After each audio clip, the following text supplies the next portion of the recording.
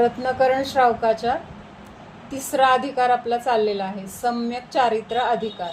तर त्याच्यामध्ये आपण गुणव्रताचं स्वरूप बघतोय. मग पहिले 2 व्रत झाली बघून. कुठलं? दिग्व्रत एक झालं. दिग्व्रतामध्ये काय सांगितलंय तर 10 दिशांची मर्यादा करून त्या बाहेर जाणार नाही असा नियम करणं. तर हे काय आहे? दिग्व्रत असं म्हटलेलं आहे. त्याच्यानंतरचं आहे अनर्थदंड व्रत. अनर्थदंड व्रत मध्ये काय सांगितले की जी 10 दिशांची आपण मर्यादा केली होती की एवढ्या अंतराच्या बाहेर मी जाणार नाही किंवा एवढ्या क्षेत्राच्या बाहेर मी जाणार नाही, तर ती मर्यादा केल्यानंतर सुद्धा ज्या मर्यादेमध्ये आपण राहतोय, जिथं राहतोय किंवा जिथं आपलं येणं जाणं किंवा सगळ्या क्रिया चालू आहेत, तिथं सुद्धा आपली काही गोष्टी अशा असतात की किंवा काही गोष्टी आपल्याकडून अशा घडतात की त्यामुळे आपल्याला विनाकारण पापाचा बंध होतो. अशा गोष्टी म्हणजे कुठल्या की त्याचं काही प्रयोजन नाहीये, म्हणजे त्याच्यापासून आपल्याला काही फायदा होणार नाहीये किंवा आपल्याला काही त्याच्यापासून सुख मिळणार नाहीये, तरी सुद्धा आपण त्या गोष्टी विनाकारण करतो आणि त्याच्यामुळे मग काय होतं तर पापाचीच आपल्याला भागीदारी मिळते. मग असं ते अनर्थदंड नावाचं पाप आहे. आणि त्या क्रियांचा त्याग करणं. कुठल्या क्रियांचा? तर ज्या निष्प्रयोजन भूत क्रिया आहेत अशा क्रियांचा त्याग करणं. तर हे काय आहे? अनर्थदंड नावाचं व्रत आहे. मग ह्या अनर्थदंडाचे आपण 5 प्रकार बघितले होते. कुठले 5 प्रकार बघितले होते अनिताभून? त्याचे 5 भेद किंवा 5 प्रकार सांगितले होते. पापोपदेश, हिंसादान, दुष्कृती, प्रमादचर्या आणि एक राहिलं प्रमादचर्या अपध्यान. बरोबर. हा, म्हणजे पहिला आहे पापोपदेश, हिंसादान, अपध्यान, दुश्रुती आणि प्रमादचर्या. असे हे काय आहेत तर अनर्थदंडाचे 5 प्रकार आहेत. तर त्याच्यामध्ये पहिला कुठला होता? पापोपदेश. म्हणजे अशा गोष्टीचा उपदेश द्यायचा की ज्यामुळं नियमाने समोरच्याला पण त्रास होणार आणि आपण सांगितल्यामुळं आपल्याला पण विनाकारण दोष लागणार आणि त्याच्यापासून आपला काही फायदा नाहीये, पण विनाकारण आपण काहीतरी उपदेश देत राहतो. हे असं कर, ते तसं कर, असं वागायचं असतं, तसं करायचं असतं, हा धंदा करा, तो धंदा करा, आणि त्याच्यातून आपण काय करतो तर मग हिंसेला किंवा पापालाच तिथं प्राधान्य देतो किंवा तिथं पापाचाच उपदेश दिला जातो. म्हणून ती अनर्थदंडामधला पापोपदेश नावाचा एक प्रकार सांगितला. त्याच्यानंतर दुसरं बघितलं होतं हिंसादान.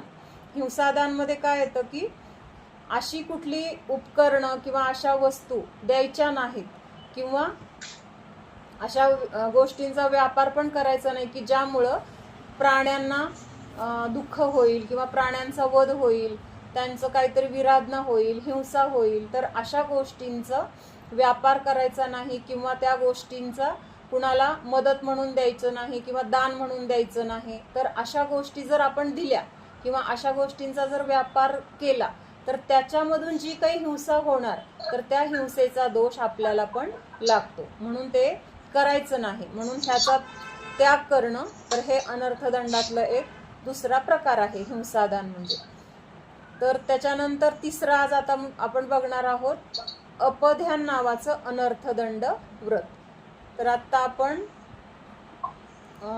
अनर्थदंडापासूनचे श्लोक म्हणूया. अनर्थदंड व्रत आहे ना, तिथं पासूनचे श्लोक म्हणूया, म्हणजे तेवढं तोंडात बसतात. पुस्तक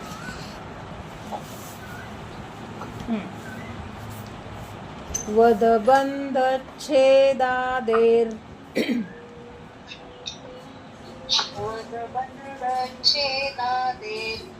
द्वेषाद्रागाच परकलत्रादे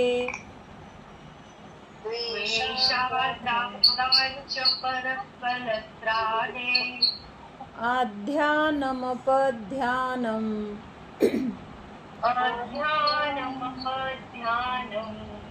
शासति जिन शासने विशदाः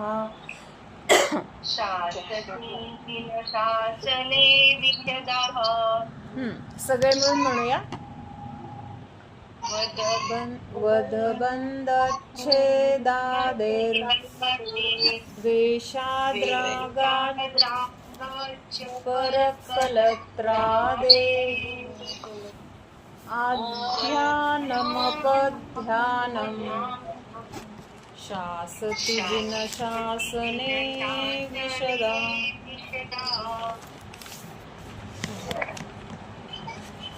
अपध्यान. ध्यान म्हणजे काय?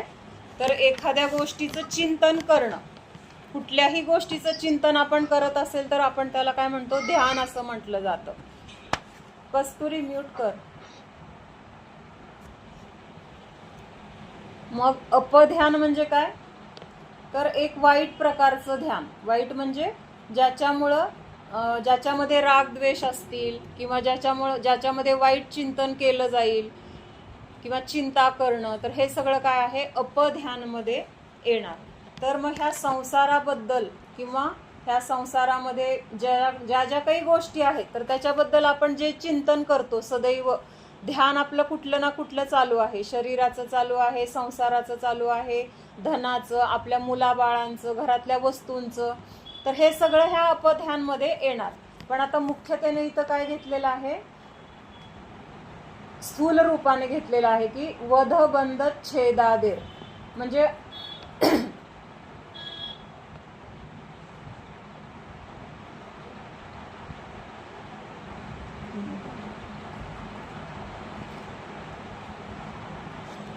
वधबंध छेदादेर द्वेषाद रागाच परकलत्रादे. म्हणजे राग द्वेषाच्या अधीन होऊन एखाद्या जीवाचं किंवा रागद्वेषाच्या अधीन होऊन परस्त्री आदी त्यांचं काय करणं? मनामध्ये चिंतन करणं. म्हणजे आसक्तीने असेल किंवा लोभाने असेल किंवा इंद्रिय भोगाच्या इच्छेने असेल. तर कुणाचं चिंतन करणं? मनामध्ये जे आपली स्त्री नसेल, परस्त्री असेल किंवा आपल्या आजूबाजूला असं कोणी असेल. आता इथं स्त्री एक म्हणजे उदाहरणासाठी स्त्री म्हणून घेतलंय, पण इथं स्त्रीनी पुरुषाबद्दल किंवा पुरुषाने स्त्रीबद्दल असं सगळ्यांबद्दल हे लागू होणार आहे. तर असं चिंतन करणं मनामध्ये म्हणजे त्याचंच ध्यान करणं. ती मला कधी मिळेल किंवा तो मला कधी मिळेल, कसं भेटायचं, काय करायचं, त्याच्या भोगण्याचे भाव करणं किंवा त्याचं चिंतन करणं. तर असं हे सगळं काय आहे? अपध्यान नावाचं अनर्थदंड दोष आहे. ह्याचा अर्थ वाचते मी. जिनागम्मे निपुण पुरुष. जिनागम म्हणजे जी काही आपली जिनवाणी आहे, तर ह्या जिनवाणीला जाणणारे, उत्कृष्ट ज्ञान असणारे असे कोण आहेत? तर जे निपुण पुरुष आहेत. निपुण म्हणजेच त्याच्यामध्ये सगळं जे काही आहे त्याचं त्यांना पूर्ण ज्ञान आहे. मग त्याच्यासाठी इथं कुठला शब्द आलाय? शासती जिनशासने विशदा. म्हणजे जिनशासन जे आहे किंवा जे जिनागम आहे, विशदा म्हणजे त्याला स्पष्ट जाणणारे असे जे आहेत. तर त्यांनी काय सांगितलंय? अपध्यानाचं स्वरूप त्यांनी जे काही सांगितलंय तर ते इथं दिलेलं आहे. कुणी सांगितलंय? तर जिनागमाला जे जाणणारे आहेत किंवा जिनागमाचं ज्यांना परफेक्ट ज्ञान आहे, पूर्ण ज्ञानी आहेत, अशांनी आपल्याला अपध्यान नावाचं जे अनर्थदंड आहे तर त्याचं काय स्वरूप आहे तर ते ह्या श्लोकामध्ये सांगितले. म्हणजे आपण काल बघितलं होतं ना, प्रत्येक ठिकाणी श्रुतकेवली किंवा गणधर किंवा असे ज्ञानानी जे श्रेष्ठ आहेत तर त्यांचं तिथं काय महत्व दाखवून दिले. म्हणजे त्यांच्याकडून आपल्याला ही जिनवाणी आपल्यापर्यंत पोहोचत आहे हे इथं प्रत्येक ठिकाणी त्यांनी सांगितलेलं आहे. म्हणजे त्या रूपाने आपण त्यांना पण काय करतो? तर स्मरण करतो. म्हणजे आपल्याला जर एखादी गोष्ट चांगली कळत असेल किंवा मिळत असेल तर ती ज्यांच्याकडून आपल्याला मिळाली तर त्यांचं महत्व पण आपल्याला असलं पाहिजे. त्यांच्याबद्दल आदर, विनय, त्यांच्याबद्दलची महत्ता आपल्याला पण समजली पाहिजे. म्हणून इथं प्रत्येक ठिकाणी त्यांचं पण काय केलेलं आहे? प्रत्येक श्लोकामध्ये त्यांना एक विनयाच्या दृष्टीने किंवा आदराच्या, नमस्काराच्या दृष्टीने त्यांना इथं सांगितलेलं आहे. म्हणजे त्यांचं नाव घेतलेलं आहे. मग इथं काय सांगितलंय की जिनागम में निपुण पुरुष द्वेष के कारण किसी के नाश होने, बांधे जाने और छेदे जाने आदि का तथा राग के कारण परस्त्री आदि का चिंतन करने को अपध्यान नाम का अनर्थ दंड कहते है. तर हे एका ह्याच्यात सगळं घेतलंय आपण. आता थोडं थोडं बघूया. आता हे बघितलं आपण, जिनागमामध्ये जे सर्वश्रेष्ठ आहेत, जिनागमाला जाणणारे आहेत. संपूर्ण जिनागमाला जाणणारे कोण आहेत? आता केवल ज्ञानामध्ये तर सगळं 3 लोकातलं सगळं काही आहे ते झळकलेलं आहे. म्हणजे ते तर ज्ञानी आहेतच, पण त्यांनी जी काही जिनवाणी सांगितली, किंवा जिनवाणी म्हणजे काय, दिव्यध्वनी जी काही खिरली, तर ती दिव्यध्वनी गंधरांनी काय केलं तर लिपिबद्ध केली.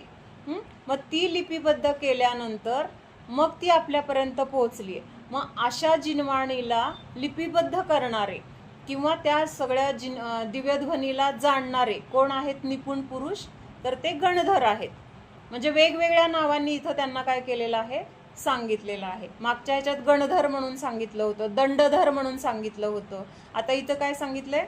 जिनशासने विशदा, म्हणजे जिनशासनाला जे विशद रूपाने स्पष्ट आणि पूर्णपणे जे जाणतात, तर असे ते निपुण पुरुष. ते काय सांगतायत की आचार्य लिहिले जैन शास्त्रात निपुण असलेले विद्वान आचार्य. हा, मग ते आचार्य पण त्यांच्यानंतर आचार्य पण येणार ना. म्हणजे आचार्यांमार्फत पण आपल्याला आता समंतभद्र हे आचार्यच होते. आता हा ग्रंथ कुणी लिहिलाय? समंतभद्र आचार्यांनी लिहिलाय. म्हणजे आता जरी ही जिनवाणी अरिहंतांकडून आपल्यापर्यंत आली आहे, पण मध्ये त्यांनी ज्यांनी त्याचं काय केलेलं आहे, असं शास्त्र रचना किंवा ग्रंथरचना केली आहे, किंवा आपल्याला मौखिक उपदेश दिला असेल, तर ते सुद्धा आचार्यांकडून आपल्याला मिळालं, म्हणून त्यांचं पण इथं नाव आलं, तरी ते पण बरोबरच आहे. म्हणजे गणधर, आचार्य हे सगळे ह्या ज्ञानामध्ये श्रेष्ठ आहेत. पण मुख्यतेने आपण गणधर का म्हणतो? तर ते पूर्ण जिनागमाला जाणतात, ह्या अपेक्षेने म्हटलंय. म्हणजे आत्ताचे आचार्य वगैरे पण आहेत, ज्ञानी आहेत, पण आता पंचम काळामध्ये तेवढं ज्ञान, द्वादशांगांचं पूर्ण ज्ञान आता सध्या तरी कोणाला नाही. म्हणजे इथं बरं का, आपल्या भरत क्षेत्रामध्ये, विधेय क्षेत्रामध्ये असेल, पण इथं आत्ता पंचम काळामध्ये आपल्याला या कर्मभूमीमध्ये किंवा या भरत क्षेत्रामध्ये असं द्वादशांगाचे पूर्ण ज्ञानी नाही आहेत. तर त्या अपेक्षेने म्हणून इथं जिनागमाचे पूर्ण जाणणारे किंवा त्याच्यामध्ये निपुण म्हणलं तर, म्हणून मग गणधर पण आहे, होऊ शकतात, आणि काही अपेक्षेने आचार्यांना पण आपण घेऊ शकतो. हां, तर मग त्यांनी काय सांगितलंय की अपधन नावाचं अनर्थदंड व्रत काय आहे. तर अनर्थदंड ह्या शब्दाचा अर्थ आता आपल्याला कळलाय, आपण रोज बघतोय. ज्याचं काही कारण नाही, विनाकारण आपण ज्या गोष्टी करतो आणि त्याच्यामुळं स्वतःला आपण काय करतो तर संकटात टाकतो. अनर्थ, ज्याला काहीच अर्थ नाही किंवा ज्याची काहीच गरज नाही, अशा गोष्टी करून आपण स्वतःला काय करतो तर शिक्षेला पात्र करतो किंवा दंडाला पात्र करतो. तर म्हणजे आता इथं कुठला दंड होतोय आपल्याला?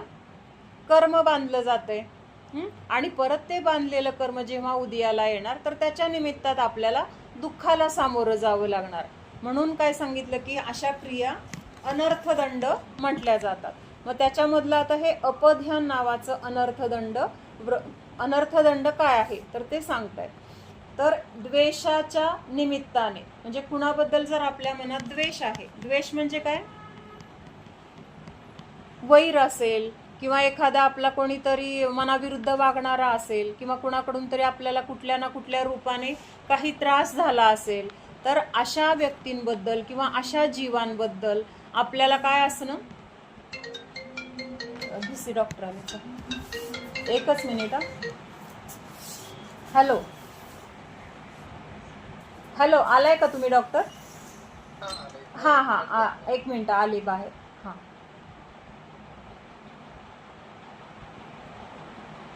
हां, तर अशा जीवांबद्दल किंवा अशा आपल्या जे काही संयोग असतील त्यांच्याबद्दल कुठल्या तरी अशा द्वेषाच्या निमित्तात, तर काय हो त्याच्याबद्दल कसं चिंतन करतो आपण? मग त्यांना काहीतरी. व्हिडिओ क्लिअर नाहीये. हा, एक मिनिट. हा, आवाज येतोय, व्हिडिओ क्लिअर नाहीये.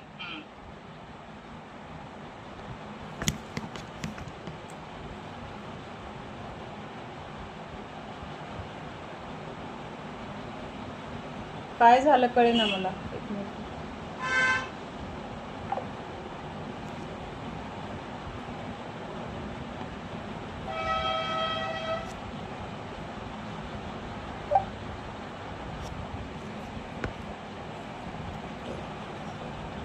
हा.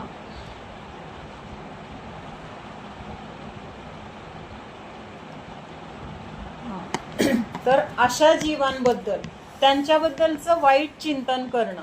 वाईट चिंतन म्हणजे कसं, त्यांचा नाश व्हावा किंवा त्यांना काहीतरी अडचण यावी किंवा त्यांची कुठली कामं सरळ होऊ नयेत, त्यांना काहीतरी बांधून त्यांना शिक्षा झाली पाहिजे. काय झालं अगं? फोन आलता त्यांचा. फोन कर तुझ्या फोन.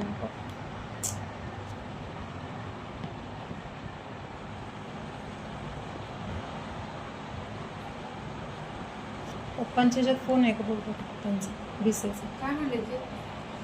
अगं फोन आलता आलो म्हणून. या लागले असतील, निघाल्यावर फोन केला असता त्यांनी. आता मी बोलत बाहेर जाऊन आले. बाहेरच थांब थोडा वेळ.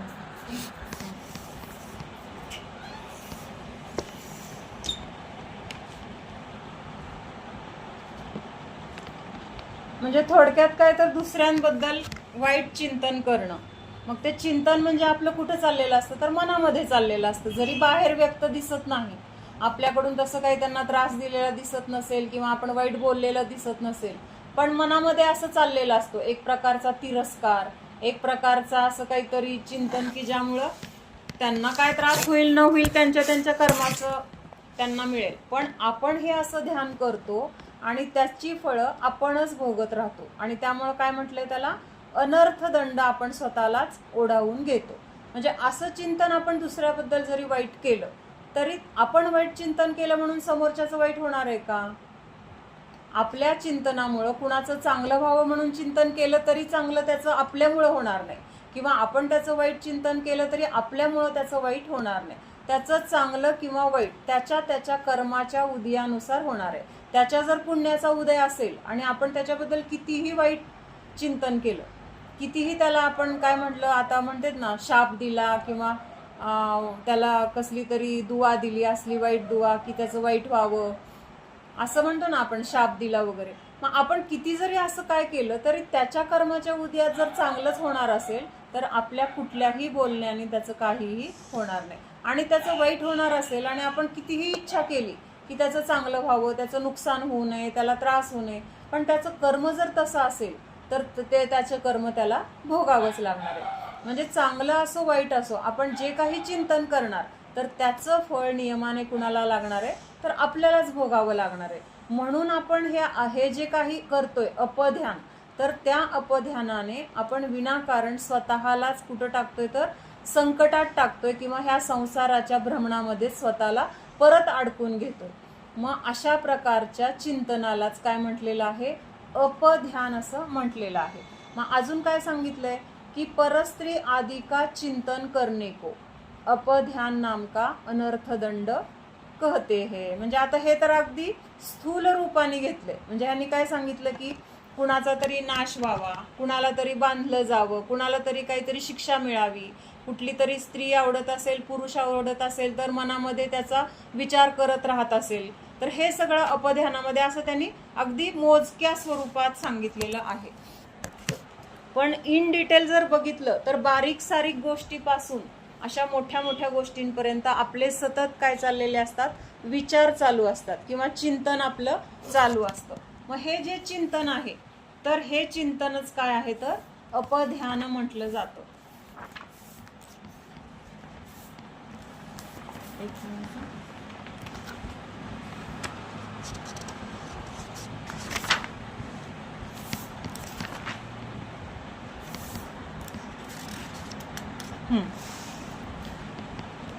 आणि हे अपध्यान म्हणजे काय आहे, तर एक मोठं पापाला कारणीभूत एक म्हणजे पाप आहे मोठं.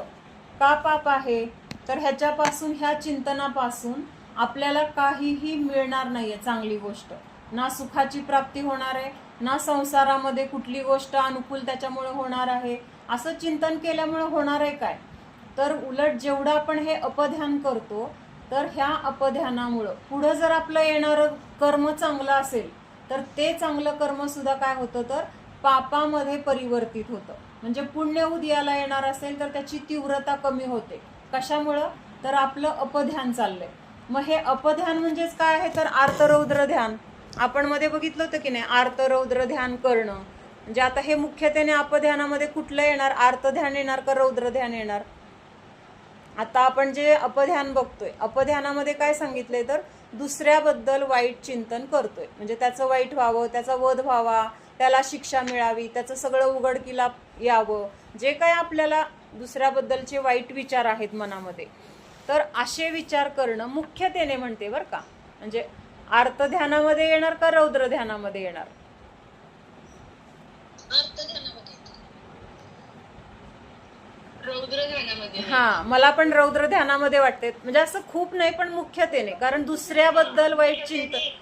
हा, आणि समजा त्याच्यामध्ये जर अर्थ पण असणार, पण मुख्यतः जास्त रौद्र ध्यानाची, कारण आपल्या इच्छेप्रमाणे जर समोर दिसून आलं तर तिथं आपल्याला काय होणार, तिथं बरं झालं, आपण इच्छाच केलेली असती ना त्याचं तसं व्हावं, आणि तसं घडलेलं दिसलं, त्याच्या कर्माने ते झालेलं आहे, आपण चिंतन केलं म्हणून तर झालेलं नाहीये, पण ती गोष्ट झालेली दिसलं तर आपल्याला तिथं काय होणार, आनंद होणार, किंवा कुठेतरी मनामध्ये बरं झालं असं व्हायलाच पाहिजे होतं. भले तो समोरचा माणूस वाईट वागत असेल आणि त्याला शिक्षा झाली म्हणून आपण आनंद मानत असेल, तरी सुद्धा ते काय झालं, रौद्र ध्यान होणार. म्हणून अपध्यानामध्ये जास्त दोष आहे, कारण हे कशाचं चिंतन आहे, क्रूरतेचं चिंतन आहे. म्हणजे आपण दुसऱ्याबद्दलचं वाईट चिंतन करतोय, म्हणजे झालं तर काय करायला पाहिजे, चांगलंच करायला पाहिजे दुसऱ्याबद्दल. वाईट तर कमीत कमी, चांगलं नाही करू शकत तर वाईट करायचे तरी भाव नाही ठेवले पाहिजेत. समजा आपल्याला नाही जमत आहे दुसऱ्याला मदत करणं, किंवा दुसऱ्याला काही त्रास होतोय तर त्याला त्रासापासून वाचवणं, हे जर आपल्याला समजा जमत नसेल तर कमीत कमी दुसऱ्याला त्रास होईल असं तरी नाही वागलं पाहिजे. पण हे अपध्यानामध्ये काय आहे तर दुसऱ्याला त्रास होईल असा विचार आहे तो, म्हणजे त्याला त्रास व्हावा, त्याला त्रास झालेला पाहून मग आपल्याला तिथं बरं वाटणार, म्हणून तिथं काय आहे, क्रूरता जास्त आहे. आणि अशा क्रूरतेमुळं काय आहे तर तिथं जास्त पापाचा, तीव्र पापाचा तिथं बंध होतो. म्हणून अपध्यान हे मुख्य जास्त पापाला कारण आहे असं म्हटलेलं आहे. इथं थोडंसं वाचून दाखवते. अपध्यान नामके अनर्थ दंडका स्वरूप, म्हणजे ह्या अपध्यानाचं स्वरूप काय आहे तर सांगितलंय, अपध्यान बहुत बडा पाप है. काय सांगितलंय, अपध्यान हे बहुत बडा, म्हणजे बाकीची तर पाप आहेतच, पण त्याच्यामध्ये सुद्धा अपध्यानाला, म्हणजे आता हे आपण अनर्थ दंडाचे जे प्रकार बघतोय 5, पहिलं पापोपदेश बघितला, त्याच्यानंतर हिंसादान बघितला, आणि आता हा तिसरा अपध्यान आहे. तर ह्या तिन्हीमध्ये सुद्धा अपध्यानाला मोठं पाप म्हटलेलं आहे. म्हणजे पहिल्या 2 मध्ये पण पाप लागणार आहे तिथं, पण त्याच्या मानाने जास्त तीव्रता कशाची आहे, ह्या अपध्यानाची आहे. म्हणून त्याला काय म्हटलंय, बहुत बडा पाप असं म्हटलेलं आहे. जैन शासन के तत्व को जानने वाले, जिन धर्म की उपासना करने वाले श्रावक जैन अपध्यान की बात को बसाए रहते हैं, वासना बनाए रहे, यह बहुत एक सोच की बात है. म्हणजे आपल्याला असं जरी व्यक्त नाही दिसत, वागताना वगैरे बोलण्यातून दिसत नाही, पण मनामध्ये आपल्या काय काय चिंतन चालू असतं तर ते आपल्या मनालाच माहीत असतं. म्हणून ते वासना बनाए रहे म्हणजे काय, मनामध्ये तशा इच्छा असतात, तर हे एक प्रकारचं चिंतनच आहे किंवा ध्यान आहे. अपध्यान में क्या चिंतन चलता है, दूसरे का वध होना, बंधन होना, छेदन होना. म्हणजे आपण असा उपदेश पण दिला मागच्या वेळेस, बघितलं ना की त्याला बांधून ठेवा असा उपदेश दिला, पण ते कशामध्ये झालं, पापोपदेशमध्ये बघितलं होतं. म्हणजे त्या उपदेशामुळं त्या जीवांना बंधनाचा त्रास होणार आहे किंवा त्यांची स्वातंत्र्यता नष्ट होणार आहे. मग अशा प्रकारचं चिंतन जर आपण करत असेल तर ते अपध्यानामध्ये येणार. छेदन होणं म्हणजे कुणाचं तरी छेदले जावं, त्यांचं नाकामधून वेसण घाला, किंवा ते अजून एक आहे ना, घोडे वगैरे असतात, त्या घोड्यांचं वेग वाढावा पळण्यासाठी, त्यांना पळण्यामध्ये वेग वाढावा, ह्याच्यासाठी काय करतात तर त्यांच्या पायाला ती नाल ठोकतात. नाल, हा, म्हणजे ते नाल ठोकत असताना त्याला किती त्रास होतोय हे विचार कोणी करत नाही, पण आपल्याला ते लवकर पळलं तर आपल्याला ते लवकर पळल्यामुळे जास्त आपला व्यवसाय होईल, 4 पैसे जास्त मिळतील, ह्याच्यासाठी त्याला ते 4 जण धरतात, त्याचे पाय बांधून ठेवतात किंवा त्याला बांधून ठेवतात, आणि मग त्याला ते ठोकून त्याच्या पायामध्ये ते नाल ठोकली जाते. मग त्याला दुखत नाही असं म्हणतात, पण असं शक्य आहे का, दुखत नसेल किंवा त्याची इच्छा आहे का, जरी त्याला दुखत नाहीये पण त्याची इच्छा आहे का आपण बघतो का, तो सुद्धा जीव आहे आपल्यासारखा. पण हा विचार न करता फक्त स्वतःच्या फायद्यासाठी, आपल्याला गरज आहे किंवा आपल्याला पैसे मिळावेत ह्याच्यासाठी त्या जीवाच्या दुःखाचा विचार न करता आपण काय करतो, तिथं अशा प्रकारचं त्यांना छेदन भेदन करायचे असा विचार करणं. प्रत्यक्षात कृती करतो तेव्हा तर ते क्रिया झाली. पण आता इथं ध्यानाचं प्रकरण चाललंय ना. ध्यान म्हणजे काय, तर आपल्या मनामध्ये जे विचार आपण करतोय तर त्या विचारांना आपण ध्यान म्हटले. मग ते ज्या गोष्टींबद्दल विचार करतो तर त्यानुसार ध्यानाची पण नावं वेगळी आहेत. मग आपण तिथं काय करतोय, समजा धर्माचं चिंतन करतोय, शास्त्र वाचतोय किंवा देवशास्त्र गुरूंनी ऐकले काय सांगितले त्याचा विचार करतोय, तर तिथं कुठलं ध्यान झालं, मग शुभ ध्यान झालं. आणि जर संसाराचं शरीराचं ध्यान करतोय किंवा काही इष्टवियोग झाला, अनिष्ट संयोग झाला तर त्याच्याबद्दल चिंतन करतोय तर ते अर्थ ध्यानामध्ये येणार. आणि असं वाईट दुसऱ्यांबद्दलचं विचार करतोय की त्याला असं करावं, त्याला तसं बांधून ठेवावं, त्याला असं असं केलं म्हणजे पायामध्ये त्याला ठोकलं म्हणजे तो पळेल, 4 पैसे जास्त मिळतील, किंवा त्याला व्यसन घातलं म्हणजे त्याला आवरायला आपल्याला सोपं जाईल, किंवा त्याला काय करायचं अजून साखळीने बांधून ठेवायचं. म्हणजे अशा पद्धतीने असं करूया तसं करूया हे जे आपल्या मनामध्ये चिंतन चाललेलं असतं तर ते चिंतनच काय आहे, अपध्यान म्हटलेलं आहे. किसी पुरुष को कष्ट पहुंचे इसका अपमान हो, म्हणजे कुणाला तरी भरपूर कष्ट व्हावेत असा विचार करायचा. असा विचार केला जातो. म्हणजे समजा आपलं कोणी आता कामगारच आहे आणि तो कामगार काय समजा नीट काम करत नसेल किंवा आपल्याकडून पैसे तर घेतोय पण आपल्याला वेगवेगळ्या पद्धतीने वेळेवर येत नाहीये किंवा अजून काय करतोय, काम नीट करत नाहीये किंवा काय घरामधल्या वस्तूंचं चोरी होते वगैरे असं काय असेल आणि काय कारणाने जर त्याला पकडला गेला काय तर त्याला भरपूर शिक्षा व्हावी, त्याला काय व्हावं, भरपूर कष्ट व्हावं किंवा त्याला तिथं भरपूर त्याचं जे काही केलंय त्याचं फळ त्याला मिळावं अशी चिंतन आपण करणं, तर हे अपध्यान झालं. मग आपल्याला असं वाटेल कदाचित की मग ते तसं करतायत म्हणल्यावर, आपल्याला त्रास दिला म्हणल्यावर आपल्याला असे मनामध्ये विचार आले तर ते चुकीचं काय आहे असं वाटेल ना. समजा आपल्याच घरामधले कामगार आहेत, आपल्याच व्यवसायामधले कामगार आहेत आणि ते जर व्यवस्थित करत नसले आणि त्यांना उद्या भले आपण नाही शिक्षा दिली पण बाहेर कुठून तरी आपल्याला कळलं की त्याला असा त्रास झाला किंवा तो पकडला गेला, मग त्यावेळेस आपण जर म्हणलं बरं त्याला तसंच पाहिजे, तो असं वागत होता, असं जर मनात विचार आला तर ते अपध्यान आहे. मग आपल्याला असं वाटतं की मग त्यांनी तसं वाईट वागलाय ना, मग आपण असं विचार करायला काय हरकत आहे, असं येतं का मनामध्ये, का काय वाटतं? मनामध्ये तर येतं, आपल्या सगळ्यांच्या मनामध्ये तर असं भले आत्ता येत नसेल आपल्याला धर्म कळायला लागल्यापासून, पण पूर्वी तर असं येत होतं, बरं तसंच पाहिजे. किंवा आता हे व्यवहारातलं तर जाऊ दे, आपण टीव्ही बघतो, सिरियल बघतो, पिक्चर बघतो, एखादा व्हिलन असतो तो काय करतो, अख्ख्या म्हणजे पिक्चरवर सगळ्यांना त्रास देत असतो, काय काय लुटत असतो आणि जेव्हा तो पकडला जातो किंवा त्याला मारलं जातं, मारतात किंवा पकडतात, शिक्षा होते, तेव्हा तर आपण म्हणतोच की नाही तसंच पाहिजे, त्यांनी एवढा त्रास दिलाय ना आता त्याला शिक्षा व्हायलाच पाहिजे. मग आपण ही इच्छा करायची गरज आहे का, किंवा आपण इच्छा केली म्हणून त्याला त्याचं काय फळ मिळणार आहे का, तर हे इथं दाखवून द्यायचे. मग समजा समोरची व्यक्ती वाईट वागत असेल तर आपण इच्छा केल्यामुळं त्याला त्याचं फळ मिळणार नाही हे तर 100%. मावशी म्यूट करते का, विपू मावशी? पूर्वी संकलेश परिणाम खूप व्हायचे ना, मग ते दिवसभर राहायचे डोक्यामध्ये. काय पूर्वी असं संकलेश परिणाम काय झाले की दिवसभर ते डोक्यात ते जात नाही, असतातच. हा तेच की, म्हणजे आपल्याला असं व्हायचं आता मला असा त्रास दिलाय ना, काही वेळेला येतं पण आलं तरी लगेच एक थोड्या वेळात असं जाणवतं की ते चूक आहे आणि परत आपण स्थिर होतो. हा म्हणजे आता आपल्या सडन समोर जेव्हा तो प्रसंग येतो तेव्हा होतं की काय आहे असं का, असं 1 मिनिट होतं पण परत रिटर्न येतो. आपण पहिल्यांदा रिटर्नच येत नव्हतो, त्याच्यातच राहतो. हा म्हणजे हा फरक आपल्याला आता ते अज्ञानता गेली, आता माझं नाही, माझं कर्म मला त्रास देतं हे आता आपल्याला कळतं. म्हणजे असं. हा, म्हणजे आता आपल्याला धर्म कळाल्यानंतर हा बदल आपल्यामध्ये झालाय. पण आपण आधी असं जेव्हा करत होतो किंवा जेव्हा आपल्याला असं मुद्दाम करत नव्हतो, म्हणजे ते पण आपल्याला आतून वाटत होतं तसं की हा मग त्यांनी केले म्हणल्यावर त्याला मिळायलाच पाहिजे. पण विषय आता आपल्याला आता हा घ्यायचा आहे की असं चिंतन आपण केल्यामुळं त्या जीवांना आपल्या चिंतनामुळं तिथं काय नुकसान किंवा त्यामुळं त्याला शिक्षा असं काही होतं का?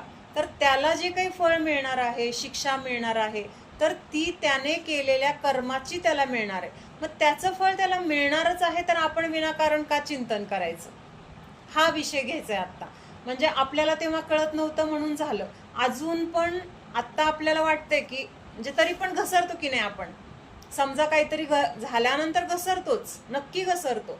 पण फरक एवढा आहे की आता आपल्याला स्वतःला ब्रेक लावायला पण येतं, कारण त्याच्या मागं हे तत्वज्ञान समजलेलं आहे.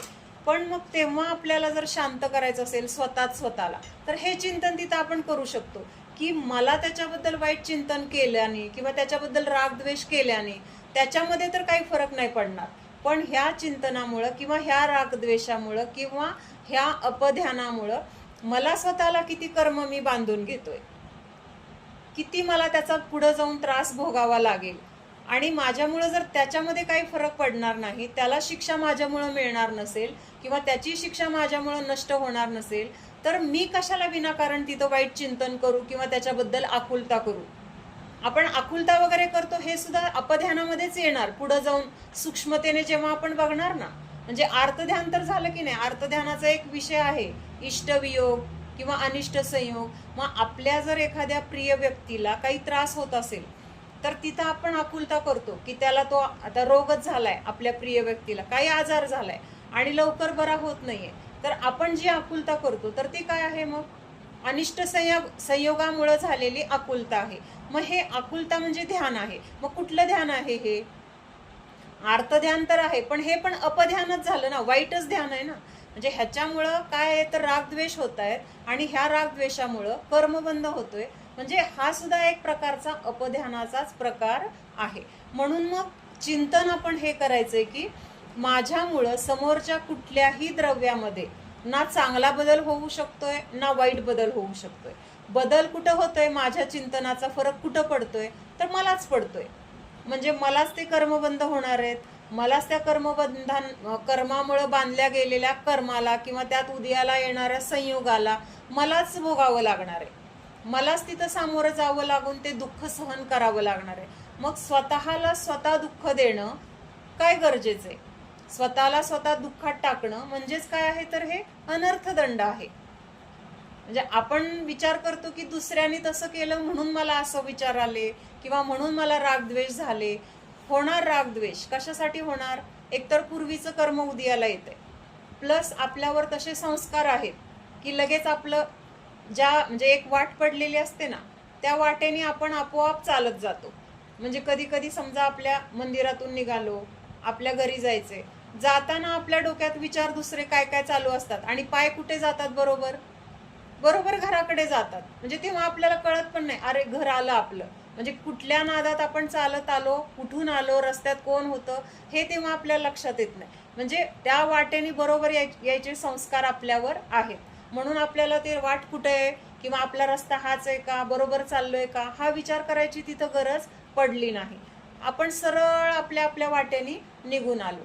तसं जेव्हा काही प्रसंग येतात किंवा घटना घडतात तर तेव्हा आपल्याला ते संस्कारानुसार किंवा ती वाट पडलेली असते तसे आपोआप आपले विचारांची दिशा त्याच्यानुसार जाते. म्हणजे तसे रागद्वेष आपल्याला तिथं होत राहतात.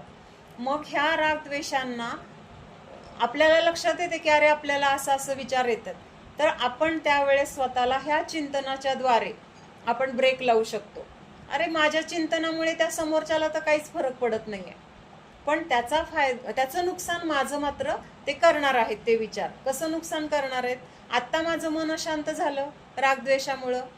आत्ताची वेळ तर रागद्वेषामध्ये अशांतेमध्येच गेली की नाही. जेव्हा आपल्या मनामध्ये रागद्वेष उत्पन्न होतात तेव्हा आपलं मन शांत असतं का? आपल्याला छान वाटतं का? नाही वाटत. चीड आल्यानंतर कसं होतं, म्हणजे चांगल्या गोष्टी पण त्यावेळेस आपल्याला तिथं आवडत नाहीत किंवा त्याच्याकडे लक्ष द्यायची इच्छा होत नाही. तर जी घटना घडली त्याच्याबद्दल इतकी तीव्र कशाय आपल्या मनामध्ये झालेले असतात की तेच विचार राहतात आणि त्याचा त्रास होतो आपल्याला. म्हणजेच काय तर हे रागद्वेष आपल्याला आत्ता पण त्रास देतात. आत्ता म्हणजे जेव्हा आपल्या मनामध्ये उत्पन्न होतात तेव्हा पण त्रास देतात. आणि त्या रागद्वेषांच्या निमित्तात जे कर्म बांधले जातात तर ते कर्म नंतर उदयाला येणार आहेत, आत्ताच येणार नाहीयेत. पुढच्या भावात येतील, काही वर्षानंतर येतील, कधी येणार आहेत माहित नाही, पण येणार आहेत एवढं नक्की आहे. आणि जेव्हा ते उदयाला येतील तेव्हा पण नियमाने आपल्याला दुःखच मिळणार आहे, अशांतीच मिळणार आहे. मग अशा रागद्वेषांना करून मी स्वतःलाच दुःखामध्ये का टाकू, असं आपण आपल्याला स्वतःला जर समजावलं तर आपलं हे अपध्यान नावाचं जे अनर्थदंड आहे त्याच्यापासून आपला स्वतःचा बचाव होईल. म्हणजे लगेच आपल्याला जमणार नाहीये. पहिल्यांदा तर आपल्याला आठवतच नव्हतं, आता सुद्धा घटना घडल्यानंतर आपण स्वतःला सावरायचा प्रयत्न केला तरी रागद्वेष होतात. आणि नंतर थोड्या वेळाने असं वाटतं की आपल्याला करायचे नव्हते रागद्वेष तरी पण झाले, म्हणजे स्वतःला आपण कंट्रोल नाही करू शकलो, त्याची परत खंत वाटत राहते. म्हणजे थोड्या दिवसांनी काय होणार आहे तर ह्याच्यामध्ये पण प्रगती होणार आहे. म्हणजे पहिल्यांदा आपल्याला हे आठवत नव्हतं, आता आठवतंय पण जमत नाहीये. थोड्या दिवसांनी हे जमणार आहे की त्यावेळेस रागद्वेष उत्पन्न व्हायला लागलेत आणि आपण स्वतःला काय केलंय, सावरलंय. म्हणून हे पुढच्या पायरीसाठी चिंतन आपल्याला हे करायचंय की अपध्यान जरी होत असलं तरी त्या अपध्यानापासून आपण स्वतःला कसं सावरलं पाहिजे. तर अजून काय सांगितलं ह्याच्यामध्ये, राग से तो यो समझिए हमें किसी मित्र से राग है और उस मित्र का किसी दूसरे से द्वेष है. म्हणजे आपला कुठला तरी एक मित्र आहे आणि त्या मित्राचा कोणीतरी एक शत्रू आहे, तो उसके बारे में खोटा सोचने लगना, यह रागवश ही खोटा सोचा गया. म्हणजे त्या मित्राचा जो कोणी शत्रू आहे त्याचा ना आपला डायरेक्ट काही संबंध नाही आला, किंवा त्या व्यक्तीने आपल्याला त्रास दिला नाहीये, त्या व्यक्तीने आपल्याशी भांडण केलं नाहीये, तरी सुद्धा माझ्या मित्राचा तो शत्रू आहे ना, म्हणून आपण त्याच्याबद्दल काय विचार करतो, हा फार वाईट आहे, हा खोटारडा आहे. काय माहित पण नाही आपल्याला तो तसं वागलाय का, ह्याचा आपल्याला अनुभव पण नाहीये. पण कुणाच्या सांगण्यावरून, तर आपल्या मित्राच्या किंवा आपल्या जवळच्या कोणाच्या तरी सांगण्यावरून आपण त्या व्यक्तीला वाईट ठरवलं आणि त्याच्याबद्दल जे काही मनामध्ये विचार केले तर ते विचार म्हणजे काय आहेत, तर अपध्यान आहे असं इथं सांगितले. हे पण आपण करतो, कॉमन आहे. म्हणजे आता आपले लांबचं कोणी आपण त्या व्यक्तीला कदाचित बघितलेलं पण नसतं, पण आता आपल्या समजा मैत्रीण आहे आणि तिने सांगितलं तिच्या घरामधले काय, आमच्या घरातली लोक अशी वागतात तशी वागतात. तिच्या घरामध्ये समजा आपण कधी गेलो नाहीये, त्या लोकांना आपण भेटलो नाहीये किंवा त्यांना आपण कधी बघितलं नाही, पण त्या मैत्रिणींनी त्यांच्याबद्दल आपल्याला जे सांगितलं तर ते आपल्याला कसं वाटतं तिथं, म्हणजे तिला त्रास देत आहेत म्हणजे ती लोकच वाईट आहेत. कदाचित ती मैत्रीण पण चुकत असेल, कदाचित ते म्हणजे जे आपल्या सान्निध्यात असणारी लोक आहेत ती पण चुकत असतील, पण आपल्याला तिथं काय वाटतं की आपलं जवळचं आहे ना त्याला त्रास झाला म्हणजे ते समोरचेच वाईट आहेत. म्हणजे असं आपण इनडायरेक्टली काय करतो, तर रागद्वेष करून तिथं अपध्यान करतो. जिसका खोटा सोचा गया उससे सीधा द्वेष नहीं है, पर उस मित्र का वैरी है, इसलिए मित्र के रागवश बुरा विचार कर लेता, द्वेष से बुरा विचार करता है. नहीं सुहाता कोई या अपने यश का राग है तब दूसरे का द्वेष होने लगा. म्हणजे समजा आता स्पर्धा आहे, स्पर्धेमध्ये आपण काय विचार करतो की स्पर्धा आहेत ना, माझा नंबर आला पाहिजे, किंवा मी एवढा अभ्यास केलाय, मी एवढं केलंय कष्ट, मग आता माझा नंबर यायलाच पाहिजे. आणि योगायोगाने आपला नंबर आला नाही, तर ज्याचा नंबर आला तर त्याच्याबद्दल काय विचार करतो, त्यांनी काय एवढा अभ्यास पण केला नव्हता, त्यांनी काय नीट लिहिलेलं पण नाही किंवा त्यांनी काय नीट केलेलं पण नाही, तरी पण त्याला नंबर दिला. म्हणजेच त्याच्याबद्दल आपल्याला काय झाला, द्वेषभाव झाला. आणि हा द्वेषभाव म्हणजेच काय आहे, तर अपध्यान आहे. तो राग से द्वेष से किसी भी दूसरे जीव का वध बंधन सोचना, अपमान सोचना, यह सब अपध्यान है. जरा अपने इस सहज स्वरूप के दर्शन करके निरखिए तो चित्त में ऐसा कार्य करने से फायदा क्या मिलता है. मग हे सांगितलं ह्यांनी, एकदा जरा आपल्या स्वरूपाचं चिंतन करून बघा, आपल्या स्वभावाचं चिंतन करा. आपला स्वभाव काय आहे? आपल्या स्वभावामध्ये राग द्वेष करणे हा गुण आहे का? तर तो आपला स्वभाव नाहीये. मग आपला हा स्वभाव नसताना किंवा आपलं सहज स्वरूप कसं आहे? शांत आहे, आनंदी आहे, समता स्वरूपी आहे. मग असा समता भाव स्वरूप आपला असताना आपण इतरांबद्दल राग द्वेष का करायचे? किंवा त्याच्यापासून आपल्याला काय फायदा नसेल तर स्वतःला आपण विनाकारण दुःखात का टाकायचं? असा विचार करा असं सांगतात. जो होता है सो होने दो, तुम तो सहज ज्ञान स्वरूप हो. म्हणजे जे काही होतंय, चांगलं होत असेल, वाईट होत असेल, ज्या त्या द्रव्याच्या कशामुळे होतंय, त्याच्या योग्यतेनुसार होतंय. त्याला आपण चांगलं पण करू शकत नाही, वाईट करू शकत नाही, त्याच्यामध्ये आपण काही बदल करू शकत नाही. तर मग आपण तिथं विनाकारण कुठले तरी विचार करून किंवा रागद्वेष करून काय उपयोग नाहीये. म्हणून आपलं काम काय आहे? जाणणे. काय काम आहे आपलं? जीवाचं काय काम आहे? किंवा जीव काय करू शकतो? तर एक जाणणे सोडून काहीही करू शकत नाही. मग रागद्वेष करून विनाकारण पुढचं वैर बांधून घेण्यापेक्षा माझा स्वभाव जाणणे आहे, माझा स्वभाव सहज ज्ञान स्वरूप आहे, तर त्या स्वरूपाची जर आपल्याला जाणीव झाली तर तिथं रागद्वेष आपल्याकडनं होणार नाही. बस जानते रहो, सर्व के ज्ञाता बनो. सर्व के म्हणजे जे काही आपल्या संयोगामध्ये आहे. काय काय आपल्या संयोगामध्ये? काही गोष्टी आहेत, आपल्या घरातल्या वस्तू आहेत, काही आजूबाजूला आपले नातेवाईक आहेत, संयोगी आहेत, येणारे जाणारे आहेत. हे सगळे जे काही आहेत ना, तर ते सगळे संयोगी आहेत आपले. संयोगी म्हणजे काही काळापुरते आपल्या संयोगामध्ये आलेले आहेत आणि काही काळानंतर नियमाने त्यांचा काय होणार आहे? वियोग होणार आहे.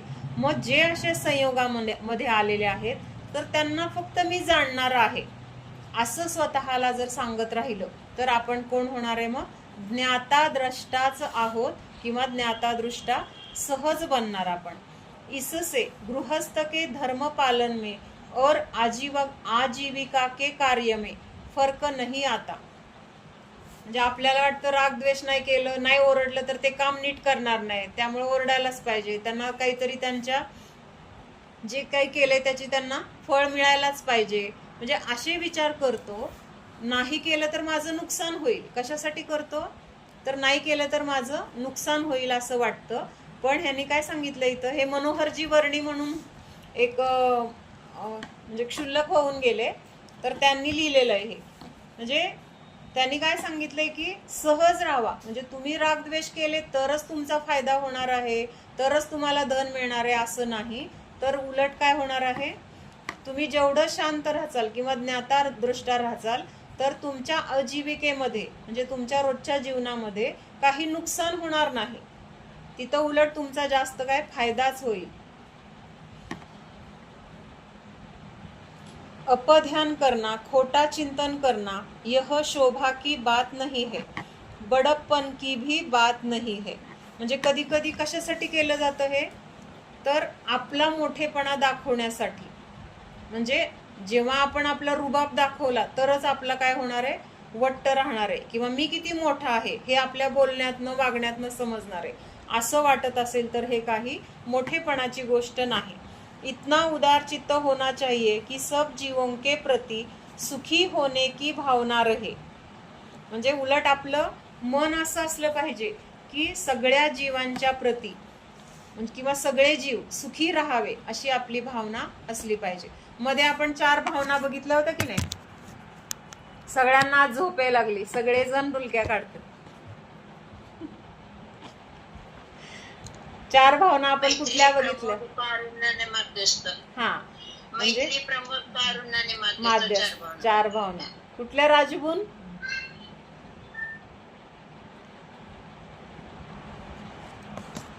मैत्री प्रमोद कारुण्य मध्यस्थ. हा मग म्हणजे आपण ते हे बघितलं होतं, प्रेम भाव हो सब जीवों से. पुढं काय? गुणीजनों में हर्ष प्रभो, करुणा स्रोत बहे दुखियों, दुर्जन में माध्यस्थ विभो. म्हणजे सगळ्या जीवांच्या प्रती कसं राहो? माझ्या मनामध्ये प्रेम भाव राहो सर्व जीवांच्या प्रती. मग सर्व म्हणजे कोण आले त्याच्यामध्ये? फक्त आपले आपले आले का आपले नातेवाईक आले, का आपल्या घरातले आले, सगळे आले. सगळे म्हणजे तिर्यांचे पण आले, नारकी पण आले, देव पण आले, कोणी आपले शत्रू असतील ते आले, कोणी आपल्याला त्रास दिला असतील ते आले, आपण कोणाला त्रास दिला असेल ते आले, सगळे आले त्याच्यामध्ये. म्हणजे अगदी छोट्या जगातले सगळे जीव, हा जगातले सगळे जीव. हा जगातले म्हणजे सगळ्या 3 लोकातले सगळेच. सगळ्यांच्या प्रती काय झाला, माझ्या मनामध्ये प्रेमभाव असला पाहिजे. त्याच्यानंतर परत त्याच्यातून वेगळी काय केली चाळणी, त्याच्यामध्ये जे गुणी आहेत, प्रेमभाव तर सगळ्यांच्या प्रती, परत ह्या सगळ्यांमध्ये जे श्रेष्ठ आहेत, कशाने श्रेष्ठ, धनाने किंवा ह्याच्याने नाही, तर गुणांनी जे श्रेष्ठ आहेत, तर त्या गुणांनी जे श्रेष्ठ आहेत, तर त्यांच्याबद्दल काय पाहिजे, हर्ष, त्यांना पाहून एक आदराची भावना, विनयाची भावना, किंवा त्यांना पाहून आपल्या मनामध्ये एक आनंद व्हावा अशी भावना. तर अशी भावना कुणाच्या प्रती, गुणीजनांच्या प्रती. त्याच्यानंतर तिसरं काय सांगितलं होतं, करुणा स्त्रोत बहे दुखियों पर. आणि काही जीव दुःखी आहेत, परत ह्या दुःखी जीवांचा वेगळा ग्रुप केला. मग ह्या दुःखी जीवांच्या प्रती करुणाभाव असला पाहिजे. म्हणजे गृहस्थ अवस्थेमध्ये असल्यानंतर आपल्याजवळ जर करुणाभाव नसेल तर तो दोष आहे. काय सांगितलं, गृहस्थ अवस्थेमध्ये असताना जे कोणी दुःखी जीव असतील, ज्यांच्याबद्दल म्हणजे ज्यांच्याकडे काही संकट असेल किंवा काही आजारी असतील, रोगी असतील, त्यांना कशाची गरज असेल, आणि त्या लोकांबद्दल आपल्याला जर करुणा मनामध्ये उत्पन्न झाली नाही, दया उत्पन्न झाली नाही, तर ते दोष म्हटलेला आहे. म्हणजे आपण ज्या भूमिकेमध्ये आहोत तर त्या भूमिकेमधलं जे काय आहे तर ते आपल्याला करायलाच पाहिजे. ते जर आपण केलं नाही तर आपण योग्य श्रावक नाही किंवा योग्य गृहस्थ पण नाही. आणि मुनींना काय सांगितलंय, जर त्यांनी असा मोह केला किंवा करुणा अशी त्यांना जर झाली, करुणा म्हणजे ह्या अपेक्षेने नाहीये, ज्या अपेक्षेने आपण आत्ता बघतोय, त्यांना मोह अपेक्षेने सांगितलंय. त्या अवस्थेमध्ये जर त्यांना मोह झाला तर तो त्यांचा दोष सांगितलाय.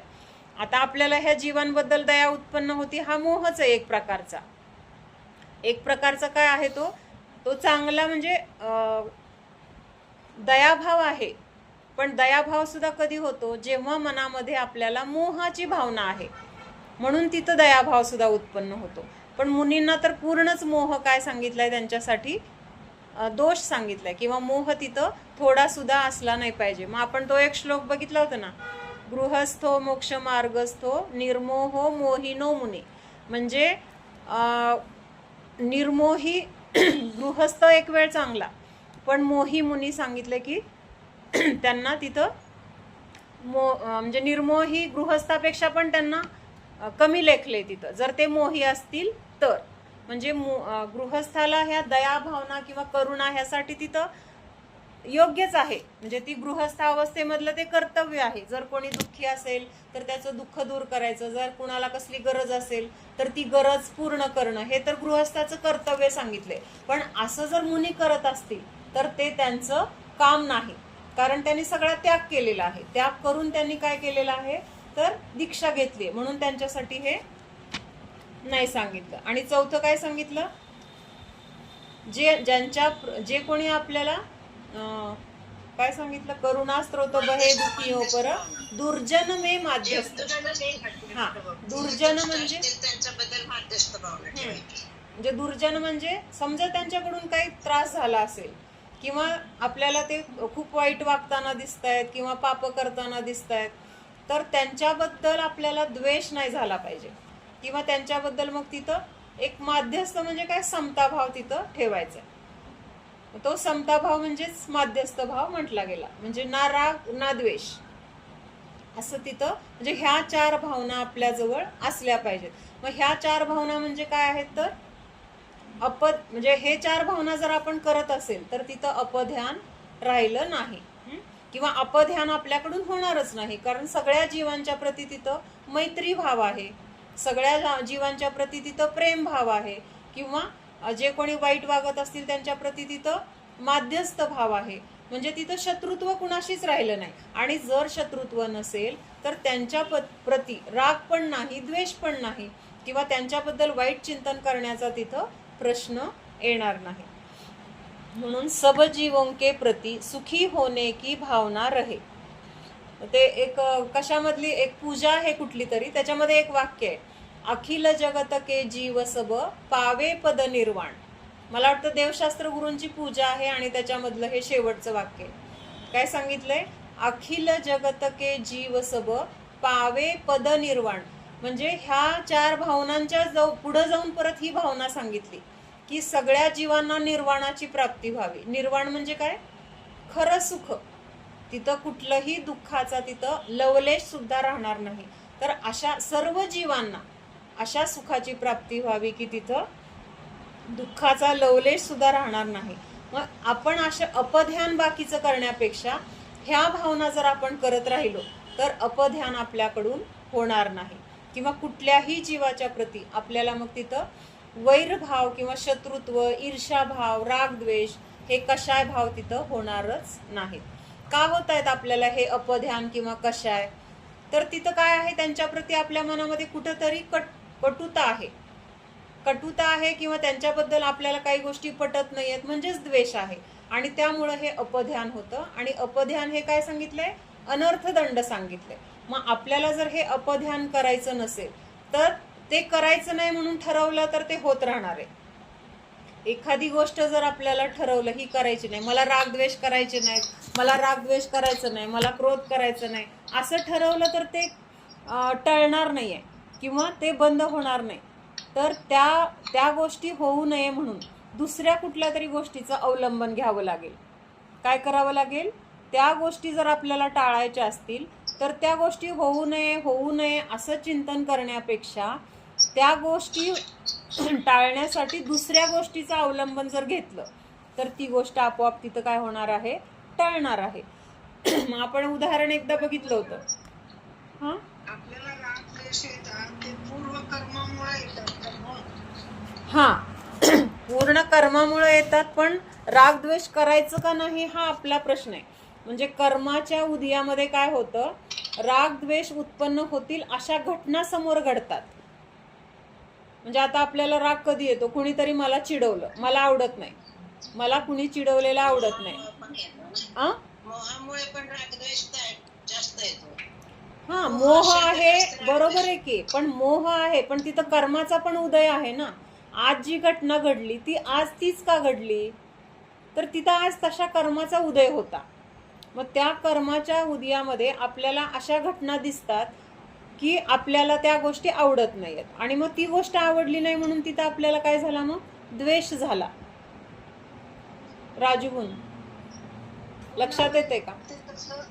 पण हा, म्हणजे आता मी काय म्हटलं की मला कुणी चिडवलेलं आवडत नाही, कुणीतरी चिडवलं की मला समजा राग येतो आणि आज मला कुणीतरी चिडवलं. आज मला चिडवलं का? तर आज तसा कर्माचा उदय होता. म्हणजे मी त्याला कधीतरी मागच्या जन्मी असं चिडवलं असेल आणि ते परत तेव्हा जे कर्म बांधलं तर त्याचा उदय आज आला म्हणून ती व्यक्ती आज मला चिडवते. बरोबर आहे.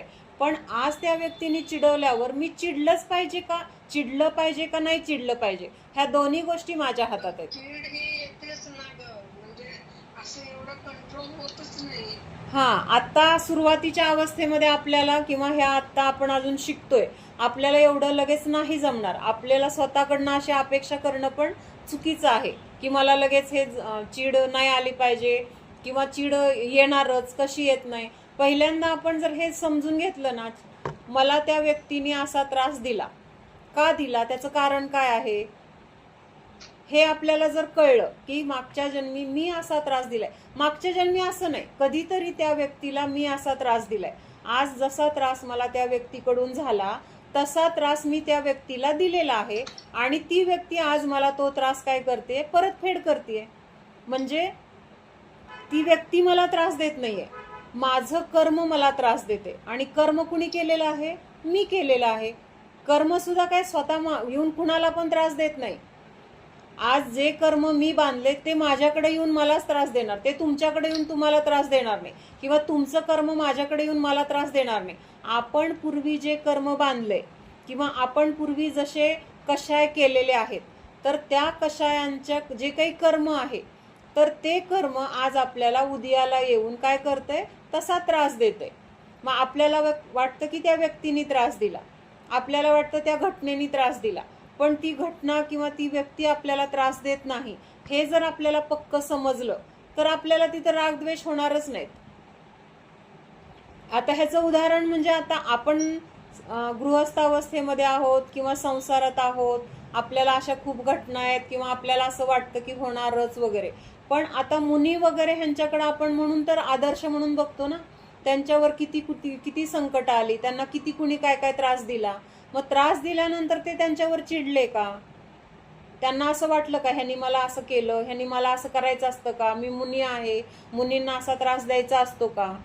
असे किती उदाहरणं बघितलेत आपण. यशोधर मुनींचं बघितलं, श्रेणिक राजांनी गळ्यात साप टाकला, मग त्या श्रेणिकावर ते चिडले का? किती समताभाव होता त्या श्रेणिकावर. किंवा अजून काय, त्या गजकुमार मुनींच्या डोक्यावर शेगडी ठेवली पेटलेली, मग पेटलेली शेगडी ठेवल्यानंतर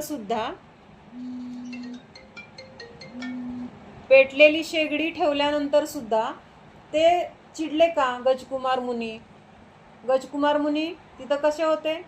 निर्विकार होते. कारण त्यांना हे माहित होतं की समोरचा तो जीव मला त्रास देत नाहीये, माझं कर्म मला त्रास देते, हे कर्म मी स्वतः केलेलं आहे, माझ्या परिणामांनी मी तसं कर्म बांधलेलं आहे, आणि ते कर्म आता त्या रूपाने फक्त मला परतफेड करायला आले.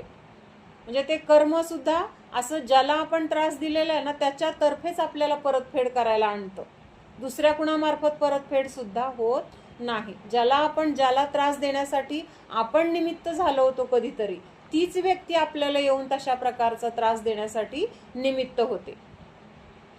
मग हे हळूहळू आपल्याला ना स्वतःला सांगत राहावं लागणार आहे. आणि जेव्हा आपण सारखं सारखं सारखं सांगत राहू ना, तेव्हा हळूहळू आपल्याला हे पटत जाणार आहे की हे माझंच कर्म आहे, हे मला होणार, म्हणजे माझ्याच पूर्वीच्या केलेल्या कर्माचं फळ मला होतंय, दुसरं कोणी मला त्रास देऊ शकतच नाही. हे आपल्याला स्वतःला सतत सांगत राहावं लागणार आहे. आणि हे संस्कार आपल्याला करायचेत. आता आपण काय संस्कार केलेत? मी शरीर माझं, हे घर माझं, ह्याच्यामुळं मला सुख लागतंय, किंवा ह्या जर सगळ्या वस्तू मला मिळाल्या तर मी सुखी, आज मला हे सुख मिळालं नाही, चांगल्या गोष्टी खायला नाही मिळाल्या तरी आपल्याला वाईट वाटते, घरात मनाविरुद्ध सगळं असून सुद्धा कोणी मनाविरुद्ध वागलं तरी पण वाईट वाटतंय. का वाईट वाटतंय? तर असं वाटतं त्यांनी माझ्याशी वाईट वागलं, असं वागायचं असतं का, असं बोलायचं असतं का. पण अगोदर आपण त्यांना असं कधीतरी त्रास दिलेला आहे, ते फक्त आज आपल्याला परतफेड करायला आलेले आहेत. म्हणजे जे काही चाललेलं आहे ना ती सगळी परतफेड आपण पण दुसऱ्यांना देतोय, ती परतफेड आहे, आणि दुसरे आपल्याला देत आहेत ती पण परतफेड आहे. मग हे कळल्यानंतर आता आपण काय करू शकतो की परत अशी परतफेड करायची वेळ येऊ नये म्हणून आता आपण म्हणजे हे अपध्यानापासून दूर राहू शकतो, किंवा अपध्यान करायचं नाही असं आपण ठरवू शकतो. अशा चिंतनाने, कुठल्या चिंतनाने की आता परत जर मी असंच करत गेलो रागद्वेष, परत पुढच्या वेळेस पण अशीच परतफेड होत राहणार आहे. आज त्यांनी मला त्रास दिला, परत त्याच्यावर रागद्वेष केले, पुढच्या वेळेस मी त्याला त्रास देणार, परत तो मला त्रास देणार. म्हणजे हे काय चाललेलं आहे आपलं, एक झालं की दुसरा झालं की पहिला, म्हणजे एकमेकाचा नंबर सतत चालू आहे, माझ्यानंतर तो त्याच्यानंतर मी, असं प्रत्येकाबरोबर चालू आहे, एकाबरोबरच नाहीये. आपल्या संयोगामध्ये कितीतरी असे जीव आहेत, प्रत्येकाबरोबर आपले वेगळे वेगळे वेगळे विचार असतात. एका व्यक्तीबरोबर आपले जे विचार आहेत, जे कषाय आहेत, किंवा जे त्याच्याबद्दलचा जेवढा मोह आहे तेवढाच मोह, तेवढेच कषाय आपल्या संयोगातल्या प्रत्येक व्यक्तीबद्दल आहे का? प्रत्येकाबद्दलचं वेगळं वेगळं आहे. मग हे वेगळं वेगळं का आहे? तर मागचं कर्म तसं आहे. एकाबद्दल जास्त प्रेम आहे, एकाबद्दल जास्त द्वेष आहे, कोणाबद्दल कमी प्रेम आहे, कोणाबद्दल कमी द्वेष आहे. म्हणजे तसे कर्माचे उदय आपण पूर्वी केलेले आहेत, तसे कर्म आपण बांधलेले आहेत पूर्वी, आणि त्या उदयानुसार कमी जास्त मग आपल्याला कुणाकडून कमी प्रेम मिळते, कुणाकडून जास्त मिळते, कुणाकडून कमी त्रास मिळतोय, कुणाकडून जास्त मिळतोय. मग असं का होतंय? सगळ्यांकडून समान का नाही? एका घरामध्ये आहोत आपण, पण प्रत्येकाचे विचार वेगळे आहेत. एकाच आईच्या पोटात जन्मलेली मुलं असतात, प्रत्येकाचे विचार वेगळे. त्या आईने सगळ्यांना समान घडवले, समान खाऊ पिऊ घातले, त्यांची समान काळजी घेतली, पण प्रत्येकाचे विचार वेगळे का आहेत? प्रत्येकाचे सगळे ठेवण वेगळे आहे, त्याचं शरीर वेगळं आहे, त्याचे विचार वेगळे आहेत, त्याची बुद्धी वेगळी आहे, त्याचं कर्तृत्व वेगळं आहे, आवड वेगळी आहे. हे सगळं वेगळेपणा का दिसतोय? मग आईला वाटते डॉक्टर व्हावं. कर्मामुळे ना. हा, मग हेच आहे. जसं तिथं त्याचं कर्म आहे ना, तसं आज जर मला कुणी त्रास दिला तर ते माझं कर्म आहे, हे आपल्याला त्या त्या वेळेस लक्षात आणायचे. आणि हे लगेच लक्षात येणार नाहीये, तर आपल्याला ह्याच्यासाठी आपण आधी बोलून जातो, करतो आणि मग नंतर मग ते पश्चाताप होतो ना मग. ठीक आहे ना. मग आता पश्चाताप तर होतो, आधी पश्चाताप होत होता का आपल्याला? होत होता का? नाही, माझंच बरोबर आहे. आपल्याला नेहमी असं वाटत होतं की नाही, माझंच बरोबर आहे. भले आपलं चुकलं असेल किंवा नसेल, तो भाग वेगळा, पण तिथं आपण मानत काय होतो की समोरच्याची चूक आहे आणि माझंच बरोबर आहे. पण तिथं आपली पण काहीतरी चूक आहे हे आपण स्वीकारतच नाही. एकतर पहिली चूक आहे कर्म बांधले, आणि आता राग द्वेष करतोय, ही दुसरी आपली चूक आहे. म्हणजे आपली पण चूक आहे आणि ती चूक स्वीकारणं. भले एखादी घटना घडली, त्याच्यामध्ये आपली 10% चूक आहे, म्हणजे अगदी प्रॅक्टिकली बघितलं तर बरं का, आणि दुसऱ्याची 90% चूक आहे. मग आपण काय म्हणतो, माझं काय 10 चुकलंय, त्याचं 90 चुकलंय. पण आपण त्याचं 90 चुकलंय हे बघण्यापेक्षा माझं 10 चुकलंय ना, ते मला बदलायचंय, किंवा मला परत एवढं 10 पण चुकायचं नाही. तो समोरचा 100 चुकला तरी त्याचं त्याला भोगावं लागेल, त्याचं कर्म तो भोगेल. त्याच्याबद्दल चिंता करायची किंवा त्याला शिक्षा करायची, त्याच्याबद्दल वाईट विचार करायची मला काहीच गरज नाहीये. हा विचार आपण करायला पाहिजे. आपण कुठं काय करू शकतो? समोरच्यामध्ये बदल करू शकतो का आपल्यामध्ये बदल करू शकतो? समोरच्यामध्ये आपण बदल करू शकत नाही. आपल्या मुलांना सुद्धा आपण पाहिजे तसं घडवू शकत नाही, आपल्या इच्छेनुसार घडवू शकत नाही. हे आपण अनुभवतोय, सगळ्या जणांना जाणवत असेल. आपल्याला वाटतं मुलाने असं करावं, हे शिकावं, असं करू नये, त्यांनी स्वतःची काळजी घ्यावी, तब्येत सांभाळावी, भरपूर अभ्यास करावा, चांगलं कमवावं. पण त्यांना काय पाहिजे असतं ते त्याच पद्धतीने ते जातात. म्हणजेच तिथं आपण त्यांच्यामध्ये काहीच करू शकत नाही. जर आपण काही करू शकलो असतो, अशी जर व्यवस्था असती, तर आदिनाथ भगवंतांनी मारीचीला लगेच स्वतःनंतर तीर्थंकर केलं असतं. सगळ्यांना लगेच आपल्याबरोबर मोक्षाला घेऊन गेले असते. त्यांच्याबरोबरचे 4000 राजे भ्रष्ट झाले, त्यांना भ्रष्ट होऊ दिलं नसतं. म्हणजे ह्याच्यावरून हे लक्षात घ्यायचं की वस्तू स्वतंत्रता, वस्तू कशी आहे किंवा प्रत्येक द्रव्य, प्रत्येक जीव स्वतंत्र आहे. त्याचं परिणमन त्याच्या योग्यतेनुसार होणार आहे. त्याच्यामध्ये आपण काडीचाही बदल करू शकत नाही, काडीचाही बदल करू शकत नाही. मला वाटते माझे मग याच्यामध्ये संस्काराचं कुठं किती महत्व आहे? संस्काराचं महत्व आहे ना. आता आपल्याला जे संस्कार, आता जे आपण वागतोय ते संस्कारामुळेच वागतोय ना. आता आपल्याला कळतंय की नाही, रोज शरीर आपण ऐकतोय की नाही की मी म्हणजे शरीर नाहीये. मग आपण शरीराची काळजी घ्यायची किती सोडली. म्हणजे शरीराकडचं लक्ष कमी करून आपण धर्माकडे किती वळलो, किंवा दिवसभरात जास्त आपण शरीराकडे लक्ष देतो का धर्माकडे लक्ष देतो? आता आपल्याला कळलंय किती बदल झालाय बदल नाही असं नाही, पण तितक्या उत्कटतेने किंवा तेवढ्या वेगाने होतोय का बदल? म्हणजे आता समजा आपल्याला कळते की रात्री भोजन केल्याने खूप मोठा दोष आहे, महान पाप म्हटलेलं आहे. आपण रात्री भोजन त्याग करतो का? रात्री भोजन म्हणजे काय सांगितले? मांसाहार सांगितले. रात्री पाणी पिणं म्हणजे रक्त पिल्यासारखं आहे असं सांगितले. मग आपण सोडलं का? नाही सोडू वाटत, कारण ह्या शरीराचे खाण्यापिण्याचे संस्कार आहेत. हे शरीर माझं, हे संस्कार आहेत, आणि त्या शरीराला नाही दिलं तर माझं कसं होईल? त्या शरीराला म्हणजे मला समजतोय आपण म्हणताना, आता शरीर जरी म्हटलं तरी मला नाही खायला मिळालं तर कसं होईल? काल इथं शेतामध्ये जे महाराज आहेत ना, त्यांनी सांगितलं की आपल्याला एक रात्री नाही जेवलं तर आपल्याला किती त्रास होतो, की अरे माझं जेवण बुडलं, अरे मग उशीर झाला तरी 10 वाजले 11 वाजले तरी आपण तिथं काय जेवायची तयारी आहे, किंवा कुठून लांबून गावावरून आलो उशीर झाला तरी जेवतो. पण असा विचार करतो का, समजा आपण नरकगतीमध्ये गेलो, उद्या आपल्याला समजा नरकात जायची वेळ आली, किंवा ह्याच्या आधी पण आपण खूप वेळा नरकामध्ये गेलोय, मग त्या नरकामध्ये असताना आपल्याला किती वेळा जेवायला मिळत होतं, किती खायला मिळत होतं, किती पाणी प्यायला मिळत होतं, एक कण सुद्धा अन्नाचा आपल्याला तिथं मिळत नव्हता, एक थेंबभर पाणी सुद्धा मिळत नव्हतं. आणि भुकेची वेदना किती आहे, तीव्र वेदना. 3 लोकांमध्ये जेवढं अन्न आहे ते सगळं एक ठिकाणी गोळा केलं आणि जरी खात राहिलं तरी पण पोट भरणार नाही, एवढी त्या नारकीची भुकेची वेदना सांगितली. मग त्या नरकामधलं आपलं आयुष्य कमीत कमी 10,000 वर्ष आणि जास्तीत जास्त तर सागरो वर्ष आहे. मग तेवढ्या काळामध्ये जर आपल्याला एक कण अन्न मिळत नाही, मग आपण एक रात्र नाही जेवलं तर सकाळी 7 वाजल्यानंतर, दिवस उजळल्यानंतर पाहिजे तेवढं खाऊ शकतो ना.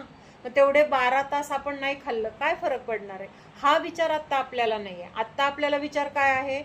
नाही, मला भूक लागली, मला पाहिजे, मला काय, आता सगळे रात्री जेवतात, मला पण चालतंय.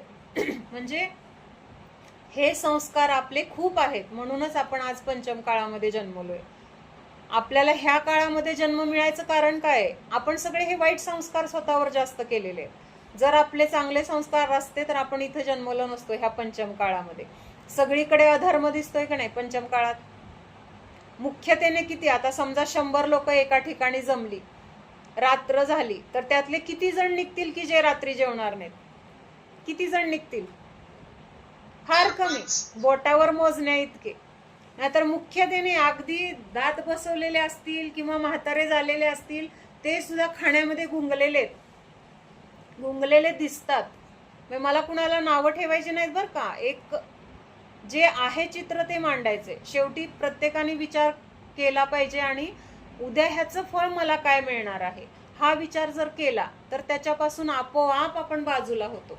पण आत्ता आपल्याला तो विचार नाहीये. आपल्याला एवढाच विचार आहे की नाही खाल्लं तर कसं होईल आणि खाणं गरजेचं आहे. काय थोडा त्रास होईल, शरीराला त्रास होईल, आपणच त्या शरीराला सोकवलंय ना पाहिजे तेव्हा देऊन. त्याला जर आपण शिस्त लावली तर ते पण रात्री मागत नाही. म्हणजे जर आपल्याला सवय लागली ना की आपण 5-5:30ला जेवलं आणि त्याच्यानंतर दुसऱ्या दिवशी सूर्य उगवल्यानंतरच आपण घ्यायचं, अशी जर आपल्याला एक सवय लागली, म्हणजे आपण नियम घेतला आणि ते पाळत गेलो, तर त्या शरीराला तशी सवय लागते. म्हणजे आता एवढा उन्हाळा जरी असला ना तरी रात्री तहान लागलेली आठवण पण येत नाही कधी. कोरड पडली, तहान लागली, होतं का कधी? आणि तबून लागते का कधी तहान? रात्री तहान लागली, उठून बसलोय ना आता कासावीस झालं, कधी सकाळ होती वाट बघितलं? अजिबात नाही. आठवण सुद्धा येत नाही. आठवण सुद्धा येत नाही की आपल्याला तहान लागली किंवा पाणी प्यायचंय किंवा खायचं, काही नाही, डोक्यात पण येत नाही कधी. म्हणजेच काय आहे की ह्या शरीराला आपण जशी सवय लावू तसं ते वागतं. फक्त आपण त्याचे लाड करतो ना, म्हणून ते काय करते, पाय पसरते. मग जेवढी आपण त्याला त्याची मागणी पूर्ण करणार तेवढे ते हट्ट करत जाते. म्हणून त्याला आपण ताब्यात ठेवायला पाहिजे. आपण त्याच्या ताब्यात गेलोय, त्याच्या ताब्यात आपण नाही जायचंय, तर आपल्या हातात त्याचं रिमोट ठेवायचंय. मग ते काय करणार आहे? आपण म्हणाल तसं चालणार आहे. आता हे त्यागी वगैरे सगळे षटरस वगैरे पाळतात. कसं पाळू शकतात? म्हणजे सगळ्यात जास्त मोह आपला जिभेवर, म्हणजे जिभेच्या बाबतीत किंवा खाण्याच्या बाबतीत असतो. बाकीचं एक वेळ नसलं तर चालतंय, पण खायला वेळेवर नाही मिळालं किंवा पाहिजे ते नाही मिळालं तर जास्त त्रास होतो आपल्याला. पण हे सगळे एवढं विजय कसं मिळवतात की षटरस सगळा एका दिवशी, सगळा निरस आहार घेतात किंवा मीठ सोडून खातात किंवा कुठली फळं खात नाहीत, दूध तूप खात नाहीत. मग हे सगळं कसं सोडू शकतात? म्हणजे त्या शरीराला त्यांनी तशी सवय लावली. देणार नाही, हे मिळणार, हे देणार आहे, पाहिजे असलं खा नाही तर बस. मग ते खातंय, त्याला काय शेवटी गरज आहे म्हणल्यावर खाणार आहे. आपण लाड करत गेलो ना, एके दिवशी महाराज फक्त पाण्याबरोबर सुद्धा रोटली खात होते, पूर्ण रोटली पाण्याबरोबर खात हा होते. कसं जात असेल? पूर्ण आम्हाला आश्चर्य वाटायचं, फक्त पाण्याबरोबर रोटली खात होते. हा, मग हे तर आपण ह्या स्टेजला तर आपल्याला जायचं नाहीये. फक्त आपल्याला काही ठराविक वेळेला जे योग्य आहे, शुद्ध आहे ते द्यायचं नाही असं पण नाही आहे. फक्त रात्रीच्या वेळी नाही द्यायचं, ते पण एकदम नाही सोडायचं. आपल्याला जर एकदम सोडणं होत नाही ना, मग पहिल्यांदा फक्त म्हणजे शिजलेलं अन्न खायचं नाही, दूध आणि फळं ह्याची मोकळीक ठेवायची. मग परत फळांचं पण कॅन्सल करायचं, फक्त दूध ठेवायचं. परत दुधाचं पण कॅन्सल करून पाणी ठेवायचं. थोड्या दिवसांनी पाणी पण बंद करायचं. असं क्रमाक्रमाने करत गेलं ना तर काही अवघड नाही आहे, काहीच अवघड नाही आहे. म्हणून हे संस्कार आपण जे शरीराला पोसण्याचे किंवा त्याचे लाड करण्याचे केलेत ना, तर ते संस्कार पुसण्यासाठी आपल्याला ते पुसत बसायचं नाहीये. तर आपल्याला दुसरी गोष्ट करायची की जी गोष्ट केल्यामुळं हे आपलं आपोआप पुसणार आहे. पूर्वी ना टेप रेकॉर्डर होते. मग समजा एखादी कॅसेट भरलेली आहे आणि जर आपल्याला ते पुसायचे त्याच्यामध्ये जे काय आहे तर ते पुसायला लागायचं नाही, तर त्याच्यात आपण डायरेक्ट नवीन टेप करत गेलं ना, ते पहिलं पुसलं जायचं आणि तिथं नवीन आपण काय टेप करतोय ना तर ते त्याच्यामध्ये रेकॉर्ड होत होतं. असं होतं पूर्वी, आठवतंय का? पूर्वीचे रेकॉर्ड म्हणजे पहिलं पुसायची गरज पडत नाही. तसं आता आपल्या ह्या शरीराचे, इंद्रिय भोगाचे जे संस्कार आहेत ते पुसायचे नाहीयेत, तर तिथं फक्त स्वतःच्या स्वरूपाला जाणण्याचे संस्कार करायचे. मी ह्याच्यापासून भिन्न आहे, मी खाणारा नाही, खाण्यावर मी जगणारा नाही, हे सतत संस्कार करायचे. किंवा हे सगळं जे बाकीचं आजूबाजूला घडतंय त्यापासून मी भिन्न आहे, कोणी मला दुःख देणारं नाही, कोणी मला त्रास देऊ शकत नाही, माझ्याच कर्माची ही फळं आहेत, हे चिंतन आपण स्वतःला जर करत गेलो ना, ते अपध्यान आपल्याकडनं होणारच नाही. ते जे संस्कार आहेत ना ते संस्कार आपोआप पुसले जाणार आहेत, जसं त्या टेपवरचे पुसले जात होते. मग हे आपल्याला का आता आपल्याला हे संस्कार ना पुरुषार्थाने करायचे, कारण आधीचे संस्कार सतत वर येत आहेत. मग त्यावेळेस ह्या संस्कारांना आपण महत्व दिलं तर ते संस्कार बाजूला होतील, नाहीतर मग त्याचंच बळ वाढते. आपण आता त्याचं बळ वाढेल असे संस्कार करतोय, म्हणजे त्याचंच पोषण करतोय. तर ते पोषण थांबवून आपल्याला ह्या संस्कारांना जर आपण महत्व दिलं ना तर ते संस्कार आपले आपोआप पुसत जाणार आहेत. चला ठीक आहे.